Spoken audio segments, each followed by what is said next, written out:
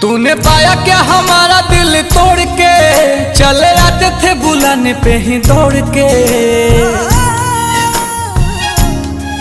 तूने पाया क्या हमारा दिल तोड़ के, चले आते थे बुलाने पे ही दौड़ के। चले आते थे बुलाने पे ही दौड़ के। फिर गए मुँह हमसे क्यों मोड़ के, गए मुँह हमसे क्यों मोड़ के।